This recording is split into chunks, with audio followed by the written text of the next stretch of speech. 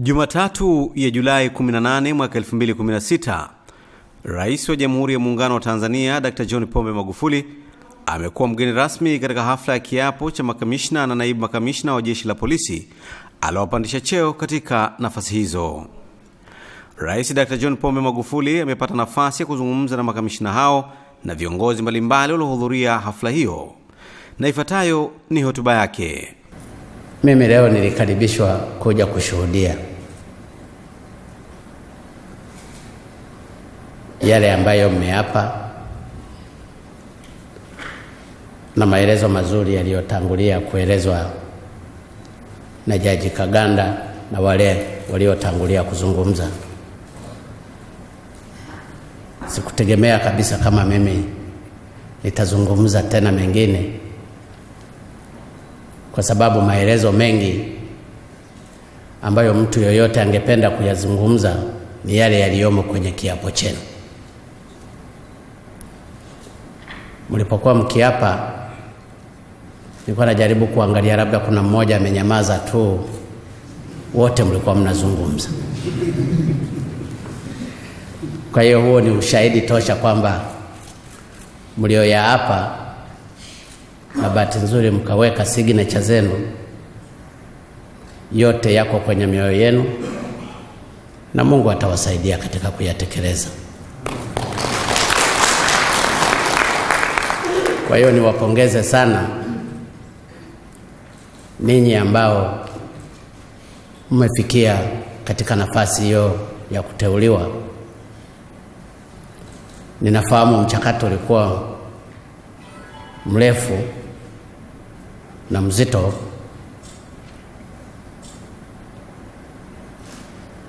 Nilimwagiza IGP karibu miezi 3, 4, 5 hivi iliyopita, kwa sababu ninatambua kazi nzuri inayofanywa na Jeshi la Polisi katika nchi yetu.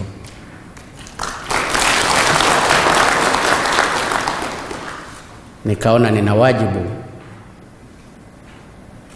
wa kuwaenzi na kuwapandisha baadhi ya maaskari wanaofanya kazi.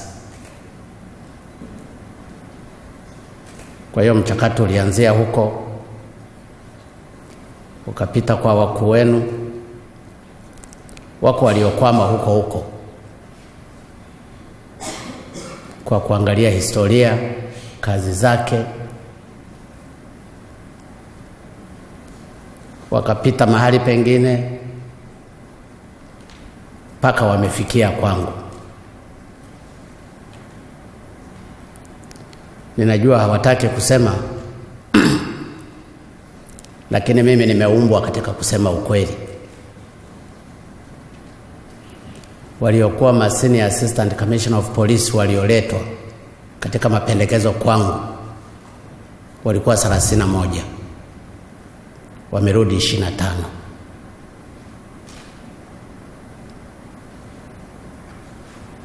Waliokuwa Assistant Commissioner of Police waliokuwa napendekezwa kwenye cheo cha Senior Assistant Commissioner of Police walikuwa 46, wamerudi 35. Wale ambao hawakurudi, tuwape nafasi ya kujipanga tena zaidi. Nataka niwaeleze ukweli, kwa sababu inawezekana wako wengine walisikia kwa mbali, mbona jina lako limeenda huko. Sasa ukiona mkawaambie kwamba hayakurudi kwa sababu yangu, wala wasihangaike kumtafuta mchawi.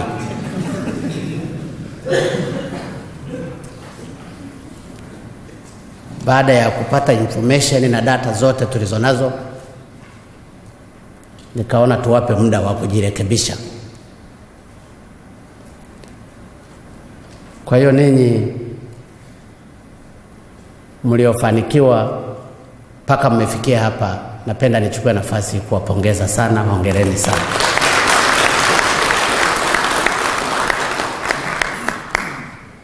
Nataka niseme kwa dhati kabisa, ninaliamini sana Jeshi la Polisi. mnafanya kazi sana, mnajitahidi sana kwa ajili ya kulinda raia na mali zao. Wajibu huu mmeutekeleza vizuri.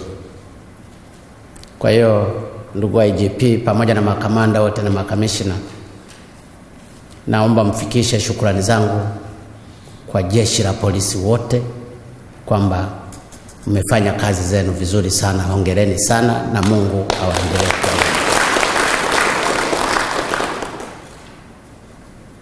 Na ushahidi upo, mmesimamia vizuri katika mchakato mzima wa uchaguzi katika nchi yetu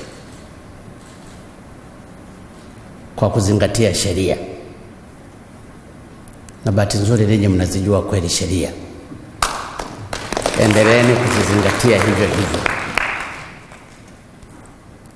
Lakini pia katika kipindi hiki cha sasa ninaona mmeanza kunielewa. Sijaona mahali kituo kimevamiwa na askari akauawa bila wale wavamizi kunyang'anywa silaha zao.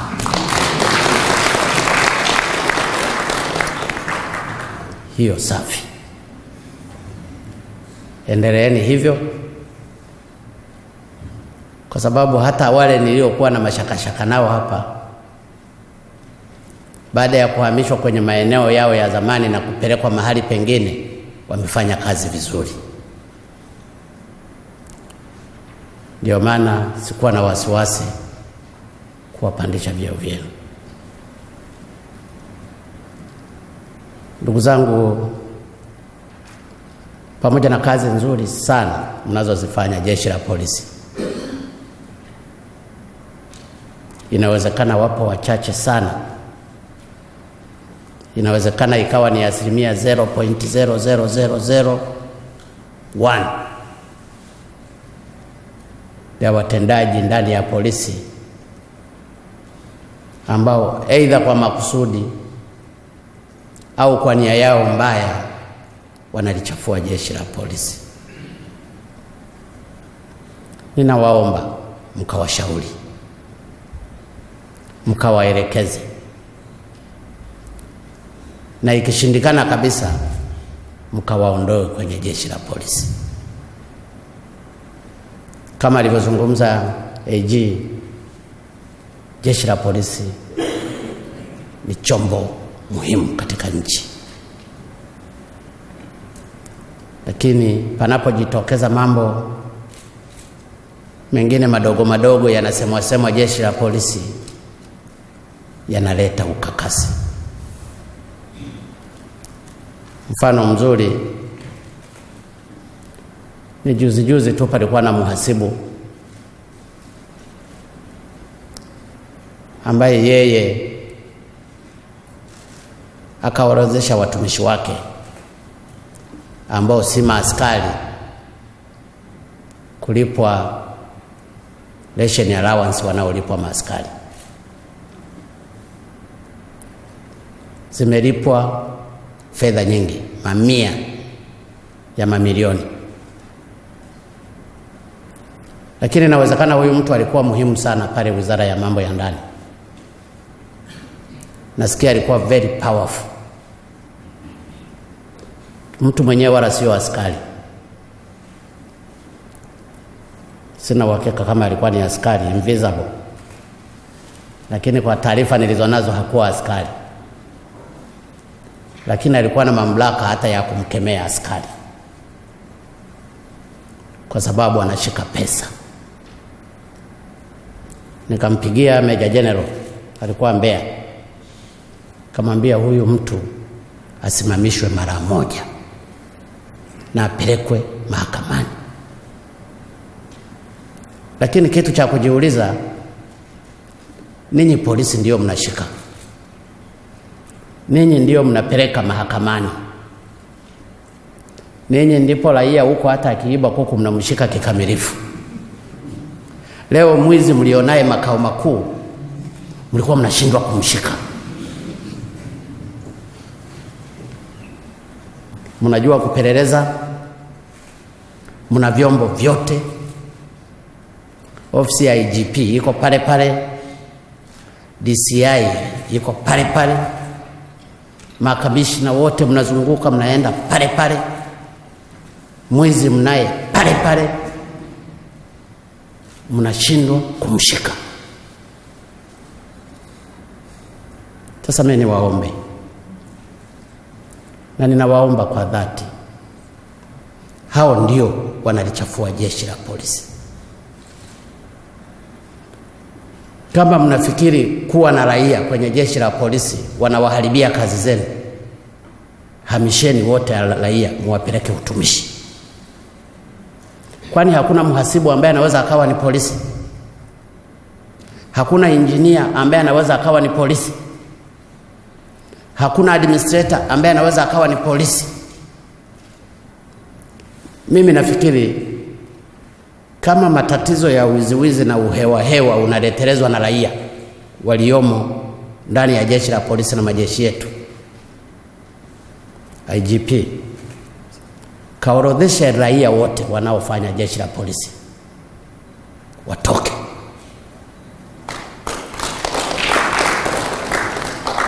Tuwapangie kazi nyingine kwenye uraia. Waziri wa utumishi yuko hapa, katibu mkuu wa utumishi yuko hapa, ili kusudi hawa raia wanaokaa kwenye nafasi za jeshi waondoke. Bila kufanya hivyo, inawezekana wataendelea kuwachafulia. Huyu aliyekuwa mhasibu ni mwanajeshi, ni polisi, ni raia. Sasa kwa nini mnakaa na raia? Hajui hata kupiga saruti, hata akikosea humpige hata extra drill, haweza kalala hata lock up. Hakuna kweli kwenye jeshi la polisi waliosoma mambo ya fedha. Kwa nini mnakaa na raia? Kwa hiyo mengine mnayatafuta wenyewe. Aidha raia hao mnashirikiana nao au wako kwa misingi fulani. Kwa hiyo mimi niwaombe, huwezi ukachanganya Kwale au hata na Njiwa. Na sina uhakika kama mna raia wengi kwenye majeshi yenu. Na sina uhakika kama hizo nafasi zilizoshikwa na raia haziwezi kweli kufanywa na askari. Niwaombe sana, na nikuombe IGP, kachambue vizuri raia ambao wanawachafua jeshi leo, muwapeleke utumishi, wakapangiwe kazi zao, wakafanye kazi za kiraia huko. Polisi mfanye kazi zenu za kiaskari. Na inawezekana yule kwa sababu alikuwa ni raia ndio maana mlishindwa hata kumchukulia hatua. Lakini kajiuliza, raia wa jeshi la polisi hachukuliwi, mbona raia wa huku raiani wao wanashughulikiwa? Napo maswali yanakuwa hayapo. Kwa hiyo mimi nilikuwa naomba ile mkanishughulikie. Lakini pia ninyi sasa ni makamanda tunaowategemea katika nchi hii.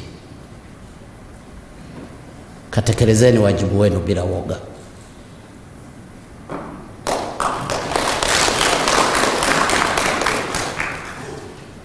Katekelezeni wajibu wenu bila woga kwa kuzingatia sheria. Wako watu waliowahi kuumizwa siku za nyuma. Hata ukishika basi na basi lile likawa la ndugu la mkubwa fulani polisi, utakipata. Palikuwa na basi jira linaitwa nini? Buffalo, sijui nini. Ninyi mnajua. Palikuwa na basi ji Happy Nation, ji Happy Tanzania. Ninyi mnajua. Na mifano mingine mingi. ukiligusa hilo basi ujue mahali ulipo utaondolewa tu. Sasa mimi niwaombe ninyi pamoja na wale wadogo mnaowaongoza, mkawape mamlaka ya kutimiza wajibu wao. Hata kama ameshika gari la IGP, liache likashikwe IGP, atakwenda kujieleza mwenyewe. Hata akishika gari la RPC, akafanya hivyo hivyo. Hata akishika gari la waziri au gari la rais, mumwache akatekeleze wajibu wake.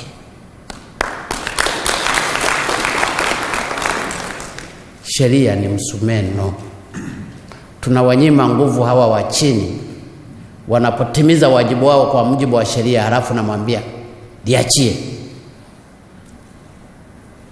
Akishatoka pale, yule aliyekuwa ameshikwa anatoka akitamba kweli kweli, na yule mnamvunja nguvu kweli ya kufanya kazi. Niwaombe sana, vyeo vyetu tuweke pembeni na sheria tuziweke pembeni. Hawa tunaowaongoza tukawape mamlaka ya kusimamia sheria. Tanzania yetu itakuwa mahali pa amani na salama. Ninafahamu maaskari wengi mnatimiza wajibu wenu vizuri sana. Hili siwezi nikawasema sana. Lakini ile percentage ya wachache ambao ukigusa tu wafa, ukigusa tu unakipata. Na bahati nzuri mimi napata message kweli. Nitasikitika sana kuona mtu atakuwa amenyimwa haki yake ya kutekeleza sheria, hata kama ni private, kwa sababu tu kwa ajili ya kumlinda mhalifu fulani.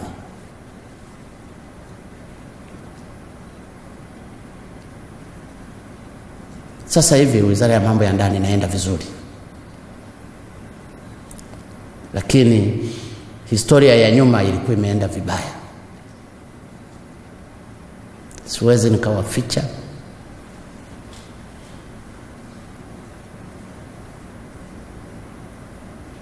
Hasa ninyi mkafanya mabadiliko katika jeshi letu. Kuna minongono kwamba hata mwishoni mwa mwaka jana kuna mtu amelipwa hela billions of money kwa ajili ya uniform za polisi. Hakuna hata uniform moja iliyokabidhiwa ndani ya jeshi la polisi. Nina uhakika waziri unajua, umeshalisikia. Nina uhakika IGP umeshalisikia. Nina uhakika Meja General Rwegasira umeshalisikia. Na wewe ni mwanasheria na ni Meja Generali. Na nina uhakika makamishna wameshasikia. Ninategemea siku moja hawa wahusika waliohusika na hilo nao watapelekwa mbele ya haki. Wengine wanasema bilioni 40, wengine wanasema bilioni 60, wengine wanasema bilioni 20, na zilitolewa ndani ya wiki moja.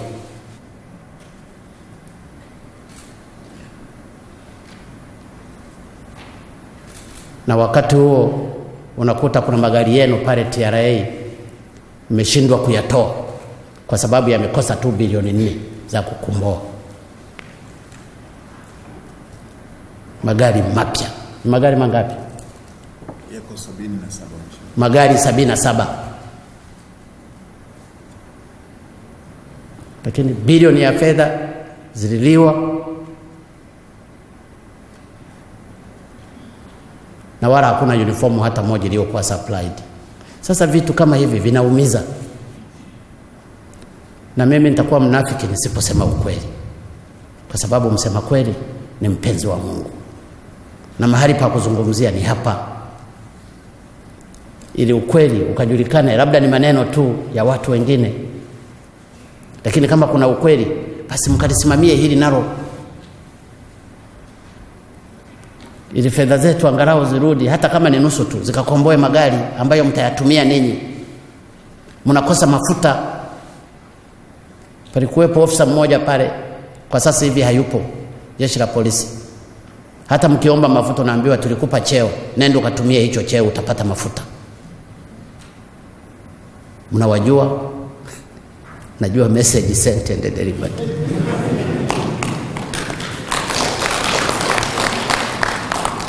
Lakini ninachosema kwa dhati kabisa, Watanzania, mimi mwenyewe na viongozi wote tuna imani kubwa na jeshi la polisi. Wengi wenu mnafanya kazi nzuri sana, kazi ngumu za kujitoa, na ni kazi ambazo ni very risky. Msikate tamaa. Mimi rais wenu niko pamoja na ninyi.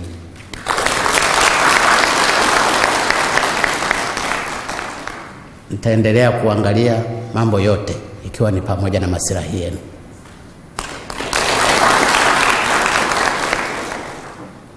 Ninajua hivi karibuni tuliyatoa yale maduka yaliyokuwa yanamilikiwa na watu fulani fulani, kwamba mnapunguziwa ya duty free. Pale napo palikuwa ni mahali pa kuvujia. Nimeamua kuanzia mwaka huu wa fedha, hizo fedha ambazo mngeweza mkanunua duty free tunaziweka kwenye package ya mishahara yenu. Kama unataka kwenda kunywa hizo bia, kanywe. Ukitaka hizo ukazitumia kujenga nyumba, kafanye hivyo. Badala ya kuwa na maduka ya duty free na waliokuwa wanakwenda kunywa pale si polisi bali ni raia. Kwa hiyo tunajaribu kufanya hizi reforms kwa ajili ya kuboresha maslahi ya jeshi la polisi. Tunaangalia pia katika makazi ya nyumba katika jeshi la polisi, kama ambavyo juhudi kubwa zimefanyika katika jeshi la wananchi. Tutaanza hivyo hivyo katika majeshi mengine pia. Jeshi la polisi, magereza na tisi, ili muwe na nyumba za kutosha badala ya kukaa kwenye uwanja. Na mimi nataka niwahakikishie kwa mwendo tunaoenda nao huu hatutashindwa, kwa sababu hata mapato yameanza kuongezeka. Wengine wanasema meli zimepungua. Sasa zile meli zilikuwa hazileti bidhaa ambazo zilikuwa zinalipa kodi. Sinafu ziache kuja. Sisi tunataka meli zinazokuja zitakazolipa kodi. Kwa nini uwe na mameli mengi ambayo hayalipi kodi? Yamepungua, yameenda huko ambako yatakaa bila kulipa kodi. Sisi tunataka anayekuja hapa alipe kodi. Unamkuta mtu anaandika yamepungua. Yapungue tu, hata yaache kuja. Sisi tunataka anayekuja hapa alipe kodi.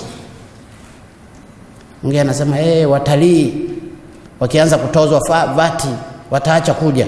Waache kuja. Tunataka watalii watakao kuja hapa walipe vati, kuliko kuwa na watalii milioni 2 ambao hawalipi vati, nafuwe na watalii 500,000 wanaolipa hela. Kupanga ni kuchagua. Kwa hiyo katika transition period hii mtasikia mengi, kwa sababu wapo watu waliokuwa wamezoea kupata fedha za bure. Ninaambiwa nyumba kule Sinza sasa hivi zimekosa wapangaji. Wanasema hoteli zilikuwa zimekosa wapangaji. So what? Waliokuwa wanapanga hizi fedha za hoteli walikuwa ni wafanyakazi wa serikalini. Ana mtu wake au mgeni wake anampangishia hapa, mwingine hapa, mwingine hapa, weekend yote. Na watu wengine walikuwa wamezarau, inafika kila siku ya Ijumaa walikuwa naenda mpaka Dubai kwenda weekend, wanarudi Jumatatu. Na fedha hizi zote zilikuwa za serikali ambazo zilitakiwa ziende kwenye maendeleo ya nchi hii.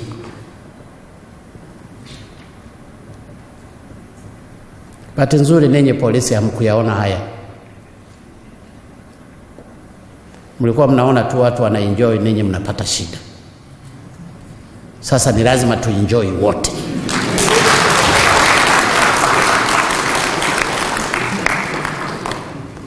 Lazima twende pamoja. Nchi hii ni yetu wote.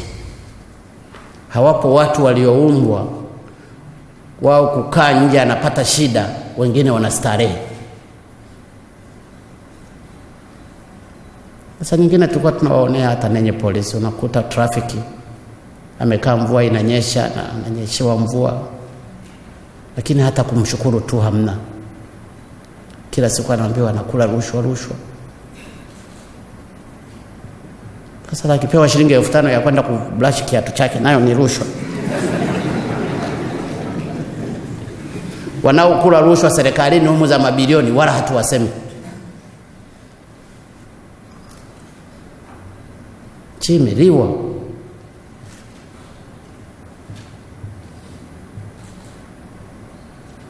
Tuna maeneo mengi tu ndani ya serikali ambapo hatulipi hata dividend, pamoja na kwamba serikali ina share.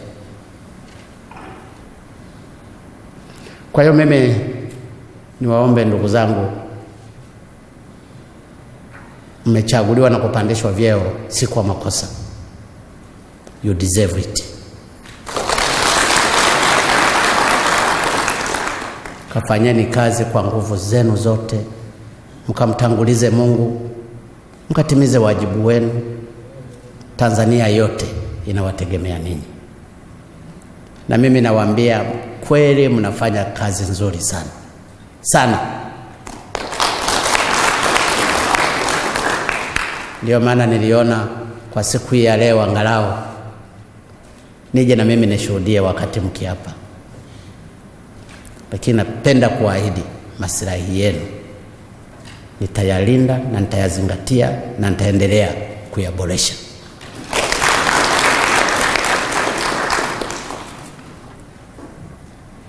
Mheshimiwa IGP, ndugu viongozi, makamishna mliopo hapa, kama alivyozungumza Mheshimiwa Waziri wa Mambo ya Ndani, si lengo langu kutoa hotuba ndefu. Najua ninyi ni watu wa kazi tu. Kwanza nimewachelewesha hapa. Nimewachelewesha kwenda kufanya shughuli zenu. Lakini nitoe wito wa kuomba katika maeneo yenu mkaangalie swala la wafanyakazi hewa. Katika maeneo yenu. Kama huyo mhasibu alikuwa anasajili wafanyakazi hewa wakidai ni polisi, kumbe ni raia, anaandika majina tu, inawezekana likawepo pia katika mikoa na maeneo mbalimbali. Kila mmoja katika eneo lake akaangalie hili, ili hizi fedha zinazobaki na kuzisevu ziweze kutumika kwenye shughuli zingine za jeshi la polisi.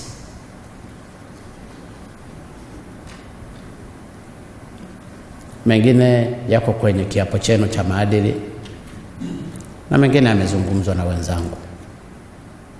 Lakini kikubwa pia mkajenge umoja wenu na kupendana. Sasa nyingine kuna tutresi tudogo twa kupigana vita. Sasa nyingine kusemana. Mkawe wamoja.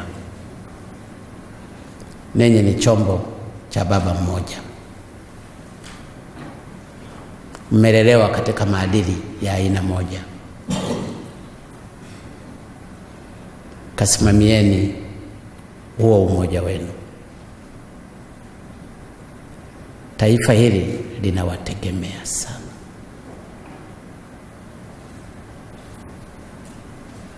Mkitetereka tu ninyi, hata kama ni kwa saa moja, nchi itatetereka. Kwa hiyo nazidi kuwapongeza kwamba hamkutetereka, na nina uhakika hamtatetereka. Mtaendelea kuchapa kazi kulingana na maadili yenu. Fanyeni hivyo, na nazidi kuwasisitizia kwamba mimi niko pamoja na nanyi.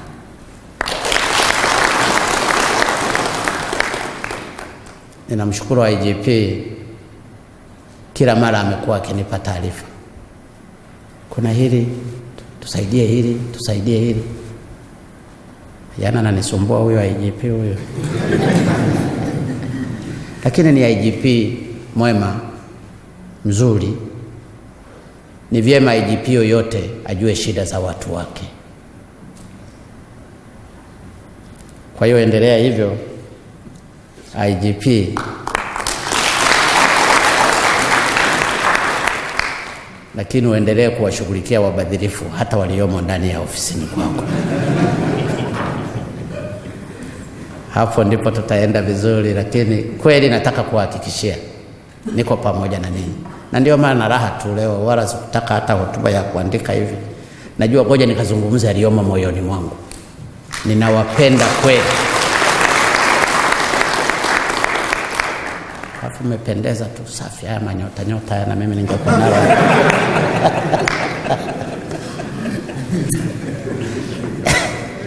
Kweli nawapongeza, nendeni mkafanye kazi.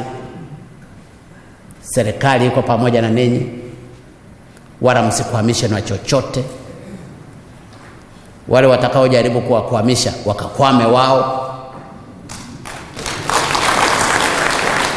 Mara nyingi nimekuwa nikisikiliza hotuba za Sato, huwa zinanifurahisha kweli.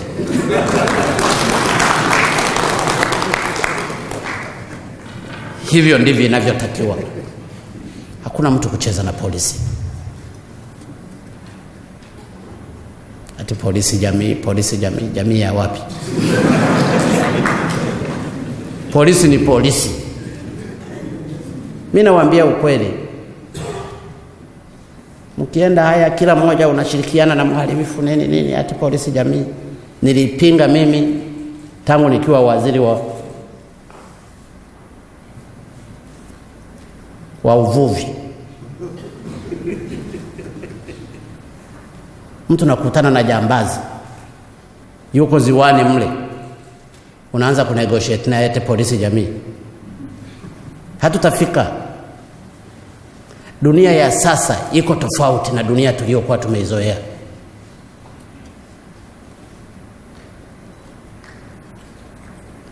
Lazima ifike mtu polisi, ukikutana na polisi na raia umuogope polisi. Kwa hiyo katekelezeni wajibu wenu kwa mujibu wa sheria na kwa kumtanguliza Mungu, kwamba Mungu ndiyo kila kitu. Lakini msionewe.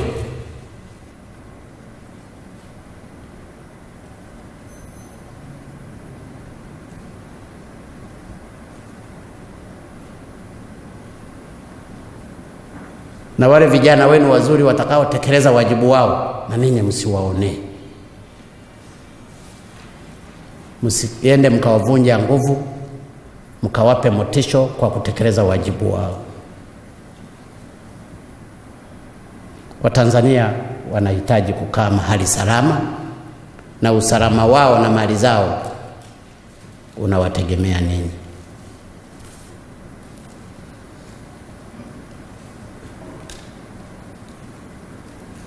Mheshimiwa Waziri wa Mambo ya Ndani, Naibu Waziri na ndugu viongozi, ninawashukuru tena kwa kunipa nafasi hii ya kuja kuwapongeza wenzetu hawa.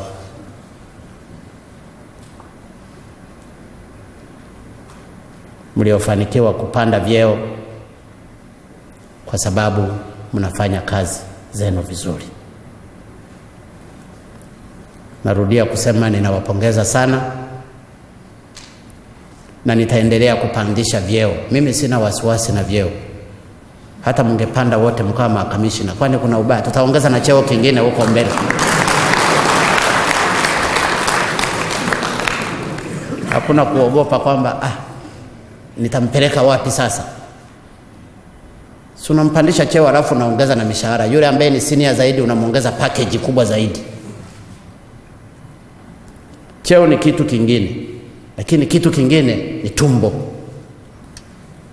Unaongeza tu mishahara, na kwa sababu makusanyo yako mazuri na mnanisaidia na ninyi kuzikusanya vizuri, mnasimamia huku bandarini na kadhalika, Hizo ndio zinakuja huku kusubstitute katika maendeleo yenu.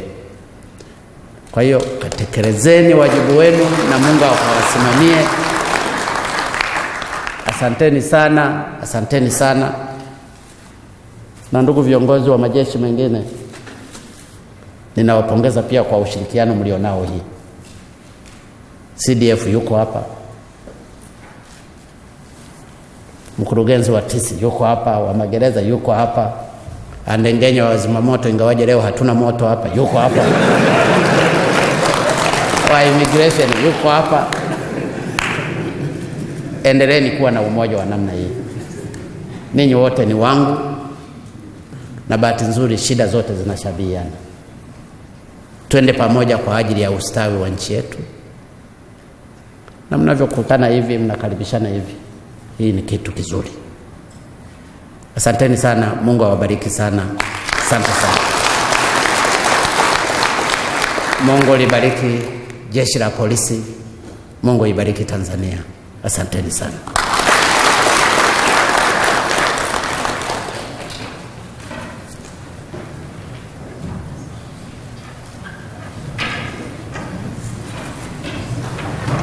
Naam, hiyo ni hotuba ya Mheshimiwa Rais Dr. John Pombe Magufuli aliyoitoa wakati wa hafla ya kiapo cha makamishna na naibu makamishna wa jeshi la polisi Ikulu jijini Dar es Salaam. Kwa niaba ya kurugenzi mawasiliano wa Rais Ikulu, mimi ni Jafar